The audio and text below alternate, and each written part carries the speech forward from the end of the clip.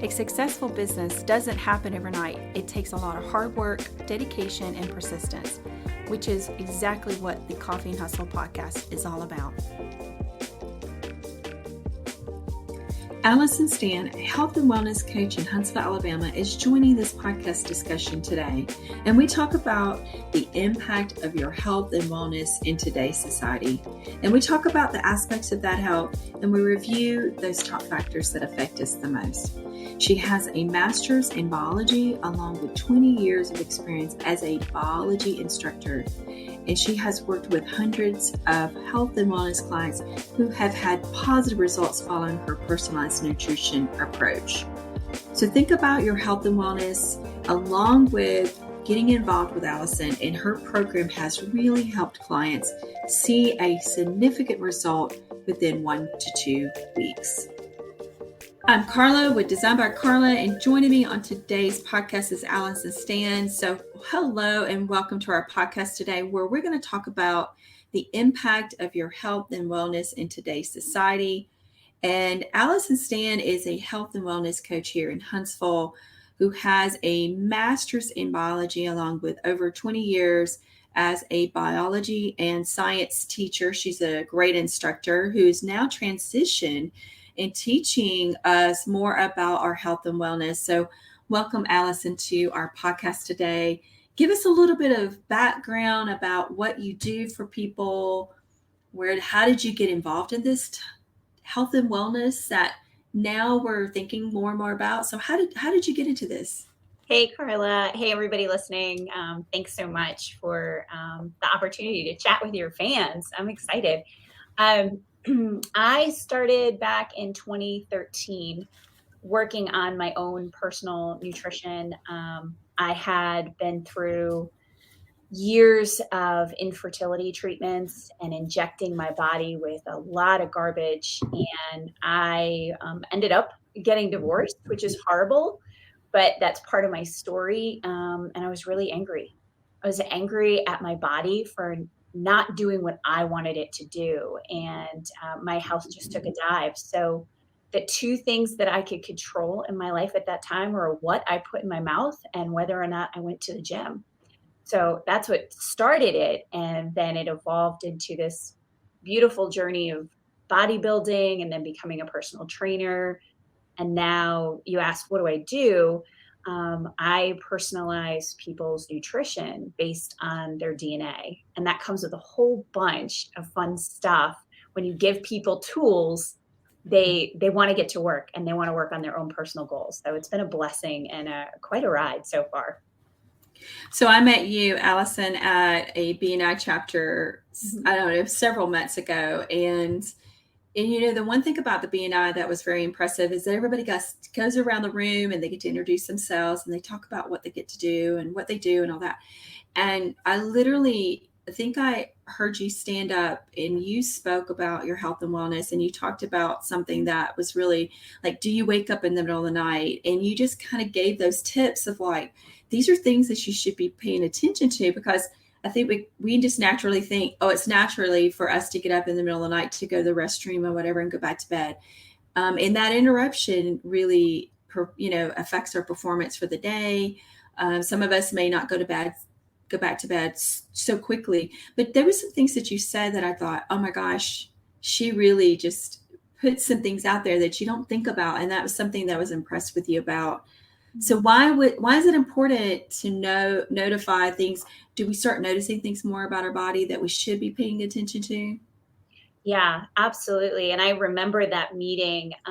The question I was asking everyone in the room was, do you wake up often in the middle of the night and to go to the bathroom, but you pretty much know what time it is between the hours of 1 to 3 a.m. or like 2 to 4. And I noticed myself, I could tell the time. I was like, yep, it's probably 1:30 in the morning. And I'd march to the bathroom and go.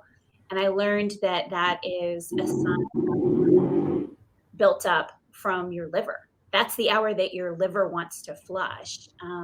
And so just looking at our daily routine, if we're not getting really good quality sleep, then we might be waking up hitting the snooze, feeling a little groggy, and then we're reaching for something in the morning to kickstart our mental energy.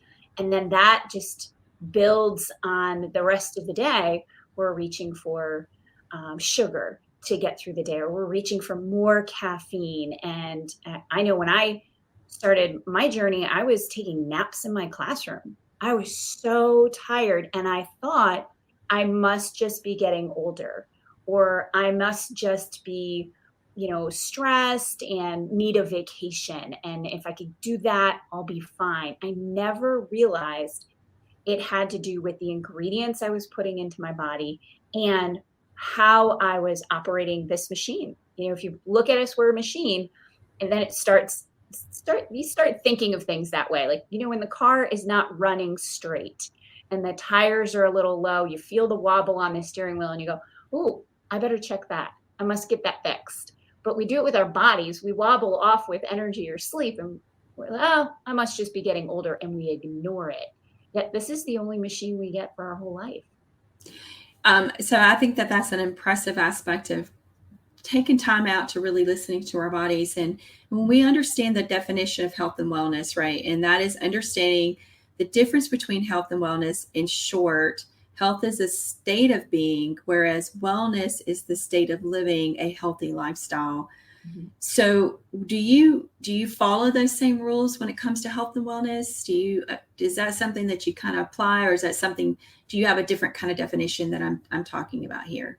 No, I love that definition. And I think a lot of what I do as a coach, or even just as a friend, is I get rid of a lot of misconceptions. It's quite a few $billion industry out there in the health and wellness spectrum. And there's a lot of marketing that confuses a lot of people. And they think, if this is broken, I can get this and fix it. And everybody is now trained for quick fixes, and they forget the wellness part of the journey. They want the health, but they don't realize there's a journey and a consistency that needs to happen. And in order to get the results that they're looking for, whether that's better sleep or better energy. A lot of people think that I'm a fat loss coach. I'm not. That's a side effect of what I do. That is a popular request. But it all boils down to, what's your journey? What does your daily life look like? Because if you're looking for a quick fix, you might get results, but you're going to get a rebound back, whether it's poor sleep, more joint pain, things like that, or rebound waking, which we see happen a lot. So I guess that was the question I had next was, which comes first, your health or wellness? Which one would you say? So the way you're answering it is our wellness, mm-hmm. along with our health, but which one to you comes first? Which one is important? I think a lot of us in our generation, and I'm in my 40s, we grew up in such a lifestyle where grab and go, microwave meals, shake and bake, all that stuff was fine. And then we'd go outside and we'd play. And we learned some habits along the way that now that we're working, parents, things like that, those habits are not serving us well. And we're seeing a huge rise in obesity. We're seeing a huge rise in depression. These things are coming hand in hand. That mental and that physical health is declining, and it's because we didn't learn wellness habits in the beginning. I know I didn't. I was raised by a single mom that worked 2 jobs, and God bless her. Anything she could do when she got home to get dinner on the table fast and just have a conversation with the kids was a win in her books. But being a teacher, I saw so many kids falling asleep after lunch or having attention issues, and the parents are very quick. Okay, I need a health solution for my kid, and they're grabbing prescriptions. And they don't understand that, this starts at the table, this starts at the grocery store. That wellness journey starts with those small daily habits. 9 times out of 10, when my kid was falling asleep in a classroom, or they were coming up to me and having issues with concentration, the first question I would ask them, how much water are you drinking today? Or when was the last time you had a glass of water? Or did you eat breakfast? And as moms, a lot of times you want to make sure the kids get breakfast out the door, but then the clock is ticking. And you're also modeling skipping meals. I know a lot of adults that'll go to work, they'll have the coffee or they'll have something sugary, get them through. And then maybe 3 o'clock, they'll swing by the lunchroom and whatever's out, they'll grab or do some leftovers. Then they go home and they graze all night.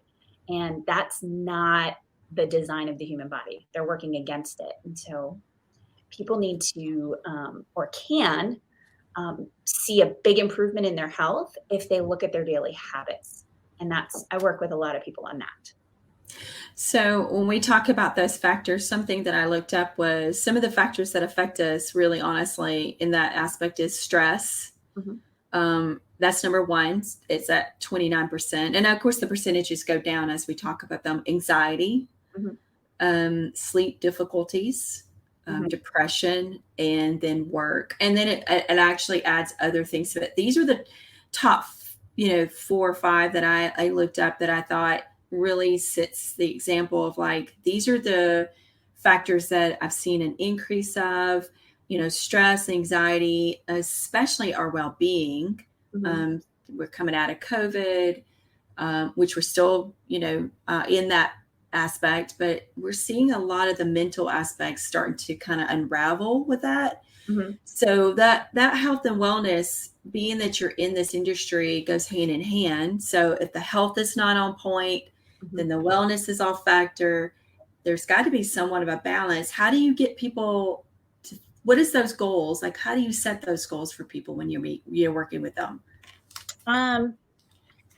So when we're talking about stress and anxiety and sleep difficulties and depression and work, their ability to manage their life stress with their body is dependent on their gut health.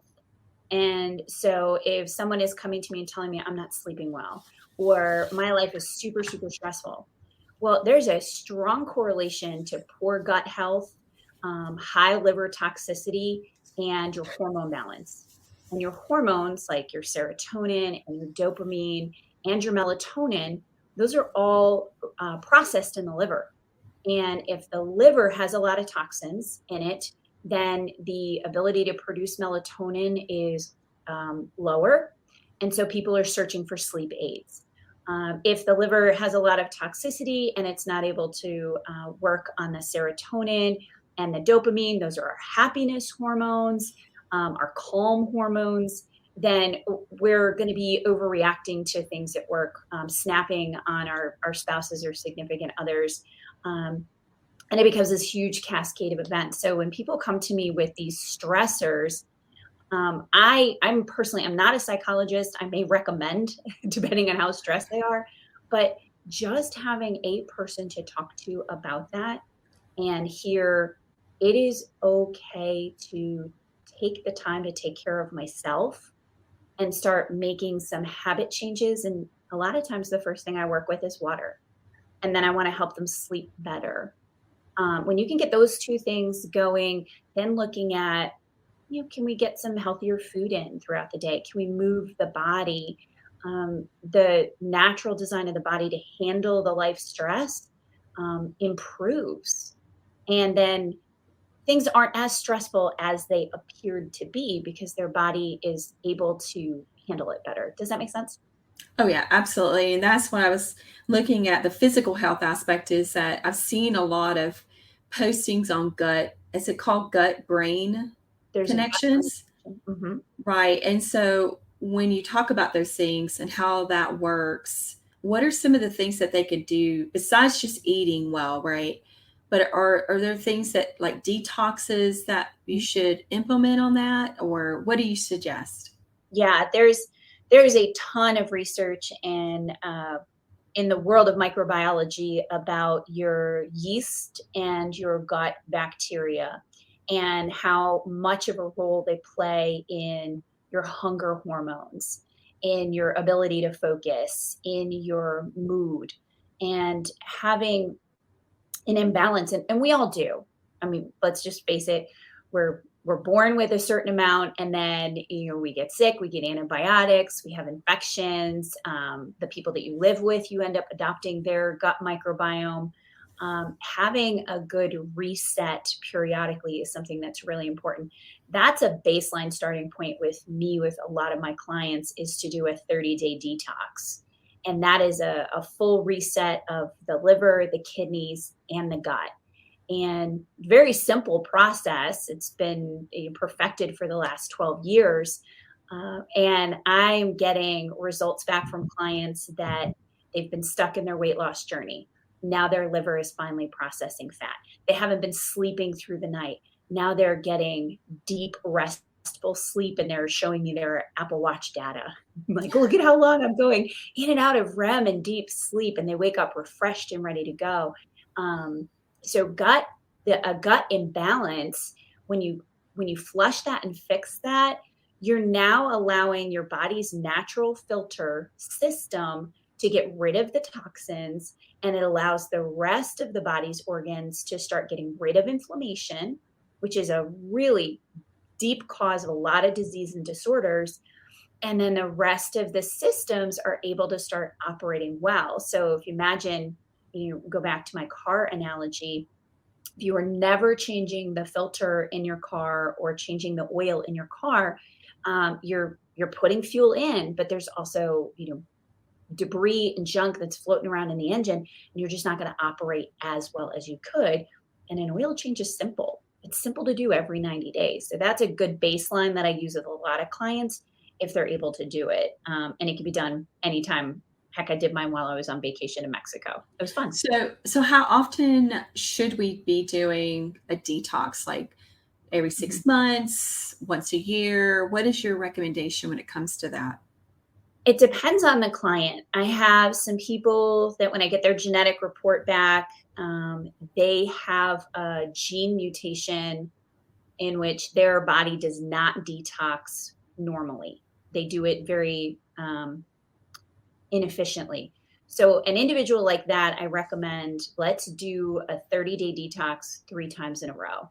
Let's see how you feel the first time, but really to get all of the toxins out, that's something that works really well for them. For others, once every 90 days. And the detox that I use is really low dose. So it's not 24 pack of Charmin, run into the bathroom, cancel your social life. Like I'm detoxing right now, and I've seen Carla twice at different networking events. I'm totally fine. I'm eating food. She's seen me. I'm proof that you can do it. But then my CEOs and my high performance athletes, the guys that are waking up, or the women that are waking up early in the morning, they're getting a full workout in, and they're doing a full job, and then they're going back to the gym and getting another full workout in, and they're up late doing reports.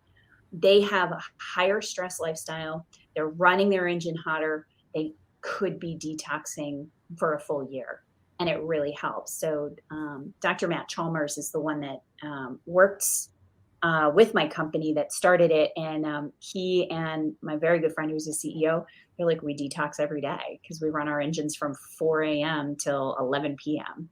and they look amazing. Is that, so I have detox teas. And so is that something that you would say that could be something that you could do at night, buying these detox teas? They're over the counter.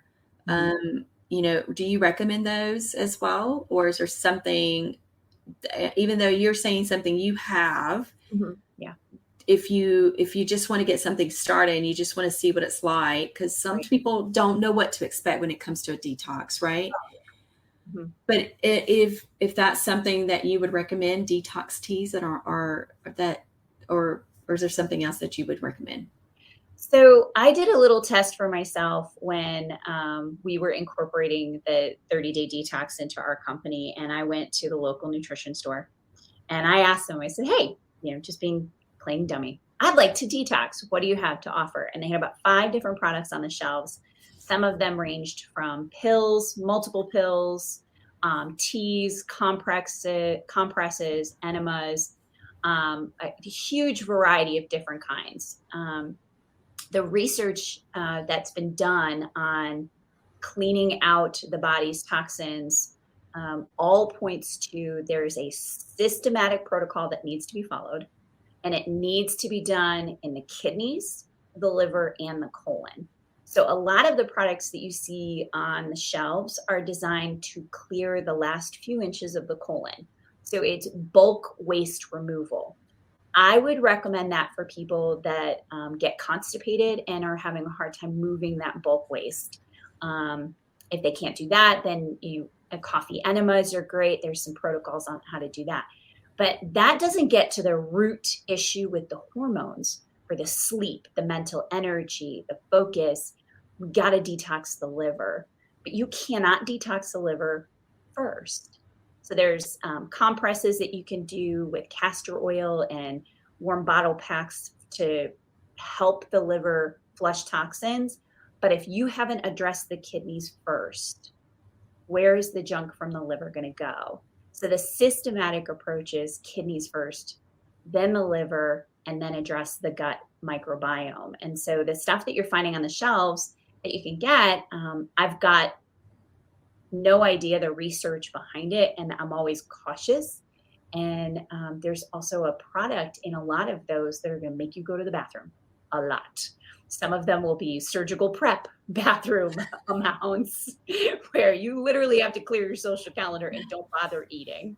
So I never thought about the liver. I mean, I never thought that there was a process to that. But when we talk about these things, well, especially the gut, because it seems to be such a popular thing, and I see it all on social media. I see postings on it. I see things like that. And just like you said, these fast rate things that we do to our bodies, because people want fast results, because that's how our mental capacity, but it just takes time. But with the gut prevention, right, we want to help not only people that are trying to get fit or are already fit, but also people that have chronic diseases. Mm-hmm. Do you think that is something like that we could do to improve by doing these gut to brain connections that we're trying to do? Does it improve that overall health when you do those things like that? It depends on the individual situation. There's, when we're talking about a person that's been diagnosed with something that's terminal, at that point, you're on the reactive end of helping the person. But I'm talking about like type 2 diabetes, obesity, heart diseases. Those are the people that need that kind of lifestyle change, right? Is that what you're talking about? Absolutely. Everyone can benefit from making healthy lifestyle changes. Everyone can benefit from looking at the ingredients of the foods that they're putting into their body, taking good care of their gut health and getting that reestablished. Everyone can benefit from doing a 30-day detox. It's just everyone is prone to click and order. Like, oh, well, I found it here. Let me find it on a site that'll ship within 3 days because it's cheaper. And so they start looking at money instead of science. And that's where I think a huge wave has come into at least this area and a lot across the United States ever since the pandemic, is that we can't go with the popular route anymore. We can't go with the quick fixes and think that the pharmaceutical industry has our best interest in mind. And I'm not taking sides on anything having to do with the pandemic, but an awakening happened. People realized that their immune system is tied to their general daily routine. They realize that their immune system is tied to what they're putting into their body and how well they're taking care of themselves. So there's 5 pillars of wellness, and people often will pay attention to 2, maybe 3, and let the other 2 go. Is anybody perfect? I am not. No one is. But can we make small improvements in each of those 5 pillars? Absolutely. Would that help our immune system? Would that then help us function better in our daily job and our daily life? Absolutely.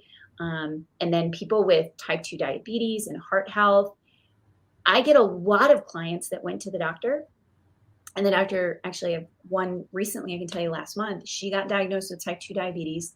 The doctor said, okay, here's your pharmaceuticals. You need to take all 5 of these medications every single day.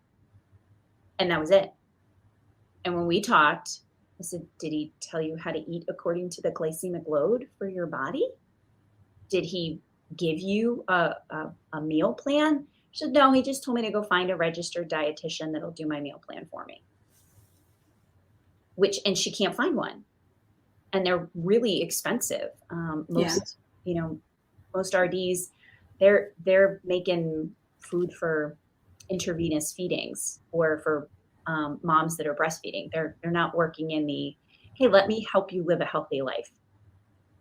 So you're saying that in some ways or another, we're handed stuff, but we're not educated or being educated on some of the decisions that we can make, because we think that this is the route we should take, right? We go see our doctor, we do all these, tests, and they come back to you and says, hey, you've got to start taking these pills.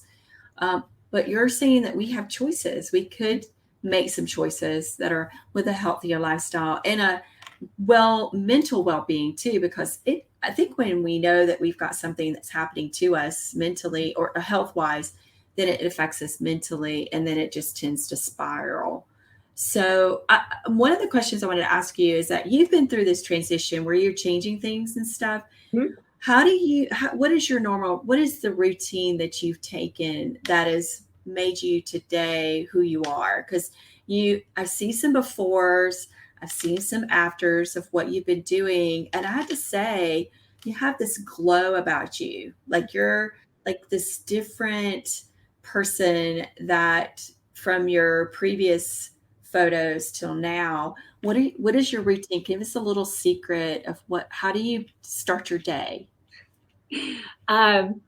Great question. And thank you for the compliment. I really appreciate that. So when I wake up, my non-negotiables are going to be, I need to make sure I'm getting at least a gallon of water in throughout the day. And that sounds like a lot. And I don't recommend anybody listening right now go out and pound a gallon. I usually tell people take about 2 weeks to start increasing your water. That's a non-negotiable for my filter system, for my mental clarity, for my skin, and for inflammation. So I want to do that, and digestion. I also want to move my body. A lot of people think you've got to work out like crazy. You just move your body. Get out. If you have 15 minutes where you're making some phone calls, go walk around the neighborhood making those phone calls. Or if you have a treadmill at home, get on there and do that. If you could do 3 sets of 20 minutes of walking, if you're normally just sitting at a desk all day, I have a client that lost 98 pounds just starting off walking every day. And it helped her mental energy. It helped her mood. Movement is so good for so many things. So that's always a non-negotiable for me. I want to make sure that I'm getting in 3 meals, sometimes 2 snacks. I'm a hungry eater. I never feel full. That's in my DNA. So for me, the 2 snacks are really helpful. But I'm also a huge fan of the kitchen's got to close at 7, maybe 7:30. And if I go to the 7:30 mark, I need to stay up later, and then I need to move around the house because I don't want that food in my gut while I'm trying to sleep. It disrupts the melatonin. It disrupts your blood flow. And the depth of your sleep. So having food in the stomach, that's a problem. So those are my 3 non-negotiables: my water, my movement, and I want to be making sure I'm getting some healthy meals in. And then overall, 80-20 lifestyle. I'm huge into an 80-20 lifestyle. And I found that most of my clients assume they have to give up everything they love. I worked with the vice principal this morning. He's like, I'm not giving up my coffee. So what is an 80-20 lifestyle? What is that? Explain that to me a little bit. So this I literally had to calculate it the first time I learned about it. So if you're eating 5 times a day, 7 days a week, take that total number of meals that you're eating and calculate, all right, well, how many meals is 80%? And then the other 20% you can be very flexible with. So if your goal is weight loss, in that 20% flexibility, you can play around with your carbs and your fats. If your goal is muscle gain, then those might be days where you really need to pound in some more calories. But that 80-20 lifestyle, that's life. Don't think I'm going to go on vacation from eating healthy for 7 days and not reap the consequences when you come back from vacation. But definitely, if there's a birthday or a girls' night out, enjoy it. But in that 80-20 lifestyle, let's say Friday night, we're going to do pizza and beer, Carla. We're going to go out and have that. Well, then Thursday, I'm going to eat healthy. Friday, breakfast, lunch, and snack, I'm going to eat really healthy. And Saturday and Sunday, I'm going to make sure I'm eating really healthy. And I actually eat according to my DNA. So that helps me. I know exactly what my body needs. But that other 20% of the time, I don't want to be sitting there having girls' night with you and then feeling guilty about the pizza or the beer. So that's the 80-20, is being flexible with those extra calorie meals. So I want to talk about something like how long does it take to create these habits? Like when you're talking about these goals and you're talking to your client, for you to measure that, is everybody different when it comes to setting their goals? Did you have a problem in the beginning setting your routine, or did you you just went all out? You said, you know what, I'm just going to do this. Mm-hmm.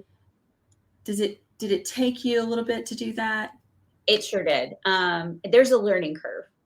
And a lot of people, it depends on where they're starting from. If I have a client that cannot drink water, all right, that's going to be goal number one. The human brain can learn a new habit in about 21 to 30 days, but it does not become a lifestyle change until you have 3 cycles of it. So we get into the brain and the brain's habit formation and patterns. When I was bodybuilding and I had the threat of being in an itty bitty bikini on its stage, I sure did go 28 weeks with the same exact meal at the same exact time every single day for 28 weeks straight. And I had 2 cheat meals the entire time. But when I got off that stage, there was no way on God's green earth I was going to go back to such a restrictive lifestyle. And no one taught me how to reverse diet or how to go back into the real world of eating. And that is what I get a lot of clients from. They've done the boxed food or the shakes, and then they're tired of spending the money, or they finally look at the ingredients and realize they've been putting artificial stuff in, and now other things are happening with their health. So we need to go back to the basics. So I usually work in increments of 30 days with people. I tell them to take into account, it's going to take about 90 days for this to really make a permanent difference. And slow and steady wins the race. Take the long haul view of what those small changes are going to be. So for my girl that lost the 98 pounds, first goal was cut sugar out. And she did that 2 weeks before meeting me. And then when we met, we personalized her nutrition. We looked at her DNA. She started working on water every single day. And then the second month, we really started looking at the combinations of foods and when she was eating them. And then it was just, okay, you're on autopilot. I'm checking in with you. And she learned how to eat yummy food. She timed it out well. She learned what her body needed. And now it's become a permanent lifestyle change because she didn't do anything restrictive, because that never works long term. And she didn't do anything crazy. She didn't cut out a major food group. Because once you cut that out, you develop a fear. Like, oh, I can't have carbs. I deal with a lot of people that think carbs are evil and they have to do keto. And their body may not be designed to do that. So you teach, is it basically teaching them the holistic perspective, kind of finding that diet? Well, I wouldn't use the word diet, that lifestyle change that works for them. Is that kind of like that bio individuality that you're trying to teach them? Because each person's different, which leads to that question is the DNA aspect, right? We talk about DNA because we talk about, physical health, mental well-being, and then we have this DNA that's stuck in us because, we're talking about our parents, our grandparents, Mhm. How did the DNA get into the aspect of our well-being now? That's a great question. I came across the DNA in 2019, and that was when my entire health and wellness journey went backwards. I had been on stage in 2013 and 2014. I'd come in top 5 in my figure competitions. I was a personal trainer. I was doing great. And then my health took a dive and my inflammation skyrocketed.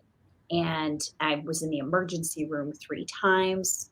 I had already had 2 major surgeries thinking that that would fix it. And these were like removal of organs. And the end of the day, I was 60 pounds overweight. And I was like, all right, well, I know how to lose weight. I'm a bodybuilder, I'm a personal trainer, and nothing was working. Absolutely nothing. And I was back to taking naps in the classroom. I wasn't sleeping through the night, and I was in full blown menopause.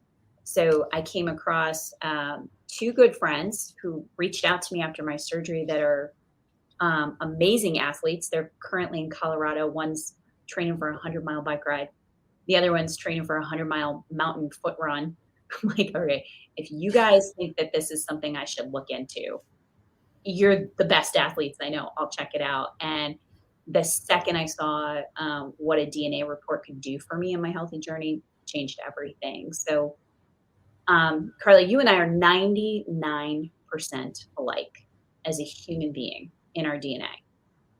That 1% difference makes you and I look physically different, and how our bodies operate differently. And of that 1%, which is a pretty big deal because you and I look completely different, there's your fitness and nutrition genes. And so 40% of what makes us different and unique is our fitness and nutrition. And, being a microbiologist and a biology teacher, I knew about DNA, but I didn't know it had to do with our workouts. I didn't know it had to do with the carbs and the fats that we're consuming. And I didn't know it all linked to inflammation and ability to absorb. And so I did the mouth swab, I sent it out, and that's how I lost the 60 pounds. What I used to know as good food for my body, I learned the instant oatmeal and the bananas during the day, or the peanut butter, all things that are health foods were not the right combinations for my DNA. I need to do the whole grain, whole ground, long cook oats because I have a sensitivity to sugar. I have to do almond butter instead of peanut butter because I have a sensitivity to the peanut oil. And if I continue to eat those things, my body's going to be in a high state of inflammation. And if your immune system is going through inflammation, you can't lose weight. And that's where I was. That's why I gained the weight. I had high inflammation, but I was trying to lose weight. I was banging my head against the wall because I didn't address the root cause. And I didn't know why. So I'm here to tell everybody that's listening that's ever been on a healthy journey and felt like they were doing everything right, it may not be your fault. You may be doing the right things, but they're not the right things specific to you. And that's what has blown the lid off the health and wellness industry is using your DNA so you work with your body instead of against it. I wish I had it when I was a kid. Maybe I would not have come down with 3 high inflammatory diseases, the infertility, the endometriosis, and my organs actually internally get pulled into the wrong place because I have a connective tissue disease, because I have a lot of inflammation and I've been eating all the wrong foods my whole life. I have to say that it has to be amazing to find this, and then it's also amazing that you're able to teach other people what they don't know, because education is such an important aspect. And then you are in science, and all these years of teaching science, you continue to learn more and more about how it actually is a benefit to our own health and wellness. And so I can understand the frustration. I've also been around other people who feel frustrated because we feel like we're doing all the right things, eating the right foods. Of course, we all like to cheat here and there, but the thing is that there's such a routine to understand how DNA makes up the things that make us who we are. But like you said, that 1%, we're almost like sisters, right? Mm-hmm. But those things, that 1% makes a big difference in how we look at our lifestyle. And, with DNA, it allows us to now test for certain diseases, conditions like breast cancer, preventive stuff. And I think that is something that we should really consider on how to do that. You offered this to your clients, this DNA makeup. How do you go about that process when they sign up with you? That's a great question. Anybody that's looking to make major lifestyle changes, I want a roadmap. I want to know what is specifically best for your body. So I offer the DNA as an option. At some point, everybody ends up getting it with me, because that 46-page report all about your health and your wellness is something that you want your medical team to be part of. You want that. It's your DNA doesn't change. And I want to add this one little phrase in for everybody listening that knows more about DNA. And they're like, yeah. Your DNA can load the gun, but it's your lifestyle that's going to pull the trigger. And so if somebody's coming to me and asking for help with healthy changes, I don't want to guess. I don't want to give you a one size fits all approach. I want to know, what is your design? Let's work with your body, because chances are the reason you're in this situation and you're looking for help is because you've been slightly working against your body. And so I have Olympic softball athletes. We have U.S. Olympic swimmers that are at the peak of their performance and are still learning about how to operate their body and fuel it, even though they're at the top of their game. They're learning something new and getting better numbers because of it. So it's an easy mouth swab, and it's HIPAA protected, and it's not sold to big pharma. That's what was enticing to me, is I didn't want to get a phone call saying, hey, Alison, here's the best new asthma medication based on your DNA. We found that out, because they all know I have asthma because my doctor wrote me a prescription, but I don't need them to know anything else. Yeah, I think that's such a, when we talk about DNA, some people are really kind of concerned about what's being shared and what's not. But the one thing that I wrote down here, it was that your DNA is saying who you are, not what you can be, not what you can and cannot be. So that, I thought that was very interesting when it comes to DNA and your health and wellness aspect. So I guess the question I'm going to ask you is, what are those steps in creating that healthy lifestyle that make it the choices that we make every day? Like, how do we get to where we need to talk to you? Well, anytime you're looking at making change, I want to work with the kind of client that is ready. There's two camps of people that I work with. People that are sick and tired of how they're feeling, whether it's bad energy or bad sleep, and they're always talking about it. And then there's people that have something on their change list, and they're like, I'm ready to make a change. I'm going to put this in my calendar. I'm going to make the appointment with myself to prep my food, to make sure I'm drinking the water, to make sure I'm moving my body. And those are the clients that get success, because they've already mentally made the change. Getting on board with me, if you're complaining all the time about how you're feeling, but never making the time for yourself, you're not going to see results. So the first step is decide and do it. Everybody, it is free to drink a gallon of water a day. Fitness apps are free to track your daily habits, but ask yourself, are you getting quality sleep? That's something you can control. That is free. Put yourself to bed at a normal time. Drinking the water, that's free. Choosing to eat 5 fruits and vegetable servings a day, that's free. You can do that.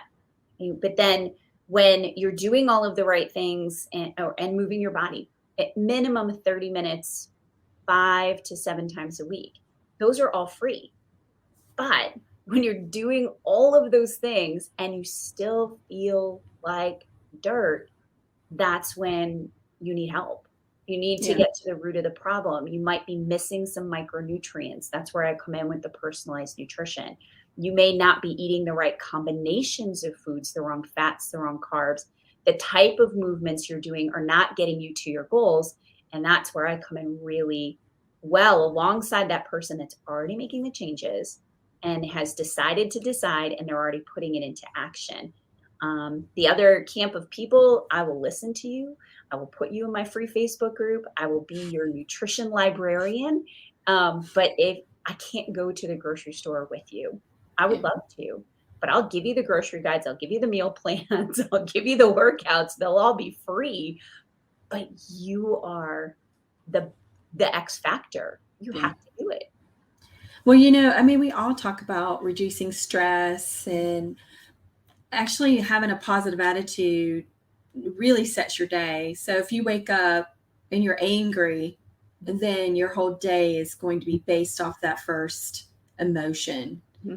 And so if you're ready to go and making this lifestyle change, but you not only are you making a choice and making goals, you're forming habits, good habits, because we're all conditioned to get up in the morning, get ready, go to work, and make people happy. But the first person that's got to make happy is yourself. And the only way to do that is to be able to hear my dogs in the background. Yeah. Sorry. To do that, we have to reduce that stress and even social interactions. So we have choices. And I have to say that I love science. I really enjoy all of the things that you're saying. So I'm just sitting over here intrigued of what you've accomplished, 20 years in the education aspect, but also using that information and bringing it over into this new entrepreneurial aspect. How's it felt from being a teacher, now an entrepreneur, running your own business, making your own decisions? How does that transition happen for you? Oh my gosh. I was just having this conversation this morning with the vice principal I was working with. I always felt like I wasn't quite fulfilled in the classroom. Like I loved it when the kids got the information and we had a great day, but there was always something missing. And I don't want to say I felt like a square peg in a round hole, but I did. I always felt like I didn't quite fit in. I didn't see myself retiring as a teacher. I just didn't feel 100% fulfilled. And going into being an entrepreneur in being in the health and wellness industry, I get to take all of the skills I learned as a teacher, all of the empathy, all of the listening skills and the planning and all of that and the organization, but then marry it with that drive, that deep-seated purpose to make a significant impact in the community. And that's what I realized was missing. I have this, I don't know where I got it from, but this unquenchable drive to make a significant impact in this community.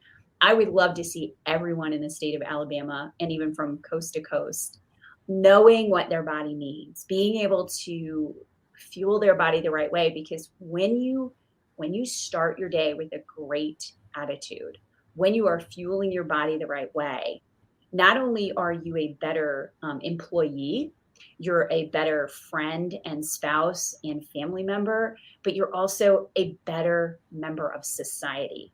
You're not going home and hitting the couch depleted and binging TV.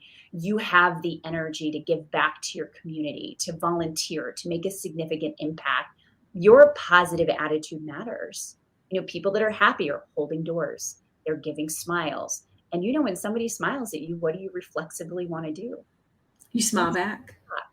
Yeah. So being healthy, if people want to complain about today's society or economy, it starts with you, because you change the energy in your home, you change the energy in your workplace, and that continues to ripple out. And so that's where I think this can be a significant impact coast to coast in the nation if we help people, give them the tools to feel better. They're going to perform better. And then my favorite tagline, they're going to do life better. Well, I have to say this is I love this podcast, and I love the fact that there's so much to learn by just understanding who we are as an individual, I have to say you really stand out of the crowd when I talk to you because you have so much knowledge, but you also practice it. You practice what you teach. And I think that stands out. And I think that that aspect and that energy that you produce is just actually a magnet for a lot of people. So I actually enjoy talking to you because I think it's just, I pick up little nuggets of information from you every single time. Every time I talk to you, I'm just like, oh, I just want more and more. I want to hear more because it really is important to us as individuals. We tend to like always make everybody else happy. You know, the people who work for us and the people around us and our friends. We have choices. So if anybody's that's negatively impacting us, it's okay to say, you know what, this is just not meant for me, and stand up for what we believe in. But you really just you stand out. So I have to say, what a great informational podcast today about what's going on about our personal health and our well-being, but also the DNA aspect is just fascinating. So if you could just say one thing about your health, what can you say to get people started? What would you say to them? Decide. Like right now, if you're listening to this and you learned one thing, make that one change. Make that one change right now, make that a non-negotiable and work on that for the next 30 days and share with someone in your life that is a good accountability partner. Like, hey, I'm going to do this. Hold me accountable, encourage me. Don't let me make an excuse and make that one change. And over time, those small changes lead to massive results. So I love to give book recommendations anytime I do something. So with your permission, changes, a great book for that would be The Slight Edge. The Slight Edge by Olstein. That is a great book to read about. Just doing the little things every single day that are going to make you a better person. Well, it's a pleasure talking to you, Alison. And if you want to connect with Alison, she's got YouTube, Facebook, Instagram, LinkedIn. You can find her. You can search for her name. It's ALSAA. I couldn't even talk today. ALISONSTANN. And again, you can find her on all of these things. She has great education. She shares a lot of her own stories and some of the health and balance and wellness things that she's doing. She is a product of her environment. So she's absolutely blessing. So Alison, thank you for joining us on the podcast today. Thank you so much for having me. It's been a pleasure. I love talking with you. We could have kept going.